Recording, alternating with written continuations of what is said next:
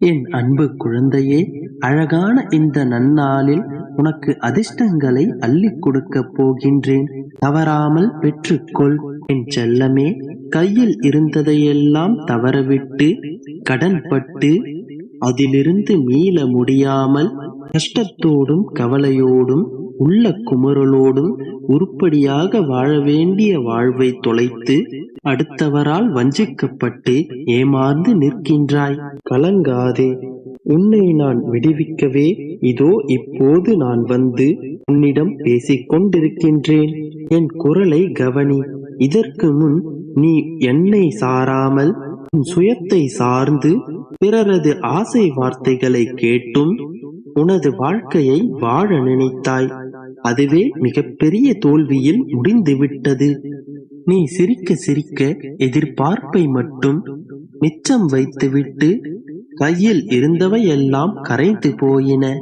இப்பொழுது யோசித்துக் கொண்டு உட்கார்ந்திருக்கிறாய். உன் யோசனைகளில் மூழ்கிவிட்டாய். இப்பொழுது நிம்மதியில்லாமல் தவித்துக் கொண்டிருக்கின்றாய். பயப்படாதே என் கண்மணியே, இதோ இங்கு உன்னை மீட்டு உன் பிரச்சனைகளை தீர்க்கவே நான் இங்கு வந்திருக்கின்றேன். இனி உன் நம்பிக்கை மறைந்து விடுவதில்லை. உனது வாழ்வு அஸ்தமிக்காது. உனது மனைவி பிள்ளைகள் கதறி தவிக்க மாட்டார்கள். நான் உன்னை பலப்படுத்துவேன். நீ கோழையாக இருந்தால் எதையும் சாதிக்க முடியாது. நீ சாதிக்க பிறந்தவன். பயப்படாதே. நீ எனது பிள்ளை, எனக்கு பிரியமான செல்ல பிள்ளை. துன்பம் என்னும் எதிரியை உன்னிடமிருந்து துரத்திட நான் வந்திருக்கின்றேன். போனதெல்லாம் போகட்டும். கடந்த காலம் கடந்தே போகட்டும். இன்றுதான் முதலில் உன்னுடைய வாழ்க்கையை துவங்குகிறாய் என்ற துடிப்போடு எழுந்து நில்.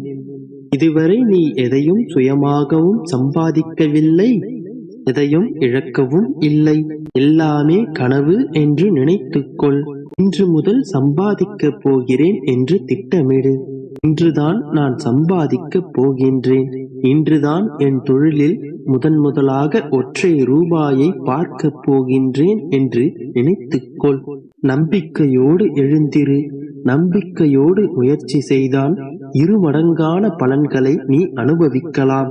உனக்கான அனைத்தையும் நான் உனக்கு கொடுக்கப் போகின்றேன். இனி நீ கடன் வாங்க மாட்டாய், கடன் தருவாய். நீ வாரி இறைத்தாலும் உனது பொருள் உன்னை விட்டு நீங்காது. நீ சின்னதாக தொழில் தொடங்கு அல்லது புதிய வேலையை செய்.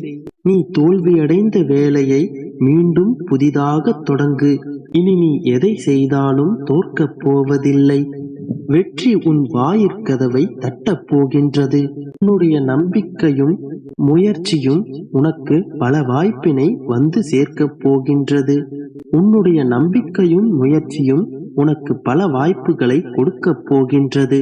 என்னை நினைத்து காணிக்கையாக 1 ரூபாயை எடுத்து ஒரு துணியில் கட்டு. இதுவே உன்னுடன் நான் செய்யும் உடன்படிக்கையின் அடையாளம். இனி ஜெயம் எப்பொழுதுமே உன் பக்கம் இருக்கும். இனி நீ தொட்டதெல்லாம் துலங்கும். அதிர்ஷ்டம் உன் வாசற்கதவை தட்டப் போகின்றது. அதிர்ஷ்டம் உன்னை தேடி வரும் வேளையில் சோர்ந்து போய் உட்காராதே. என்னை மனதில் நினைத்து கொண்டு உன்னுடைய உழைப்பை தொடங்கு. அனைத்தும் வெற்றியடையும். நம்பிக்கையோடு முயற்சி செய். நல்லதே நடக்கும். என் அன்பு குழந்தையே, இந்த வாழ்க்கையில் எதுவும் எதர்ச்சையாக நடந்து விடுவதில்லை. எதுவும் திட்டமிடாமல் விபத்தாகவும் நடந்து விடுவதில்லை. எல்லாவற்றிற்கும் ஒரு காரண காரியம் உண்டு. வாழ்க்கையில் நடக்கும் எல்லா விஷயங்களிலும் ஒரு அர்த்தம் புதைந்திருக்கும். சில நிகழ்வுகள் உனக்கு நிம்மதியையும் சந்தோஷத்தையும் கொடுக்கும். சில நிகழ்வுகள் உனக்கு வருத்தங்களையும் கஷ்டங்களையும் கொடுக்கலாம். இவை அனைத்தும் எல்லோருடைய வாழ்க்கையிலும் நடப்பவைதான். ஆனால் ஒரு சிலர் அதனை புரிந்து கொள்வார்கள். இன்னும் ஒரு சிலர் அதனை புரிந்து கொள்ள முடியவில்லையே என்று புலம்புவார்கள். எல்லாவற்றிற்கும் ஒரு காரண காரியம் உண்டு, அர்த்தங்கள் உண்டு என்றால் என் வாழ்வில் நடந்த எதிர்மறையான நிகழ்வுகளுக்கு ஒரு காரணம் உண்டா? அத்தனை பாவங்களை நான் செய்து விட்டேனா? அத்தனை கர்ம வினைகளை சுமந்து கொண்டிருக்கிறேனா என்று மீண்டும் கேட்பாய்.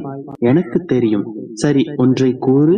உன் வாழ்க்கையில் இப்பொழுது நல்ல நிகழ்வுகள், கெட்ட நிகழ்வுகள், உனக்கு நன்மை தருபவை, தீமை தருபவை என்று எதை கொண்டு பிரித்து வைக்கின்றாய்?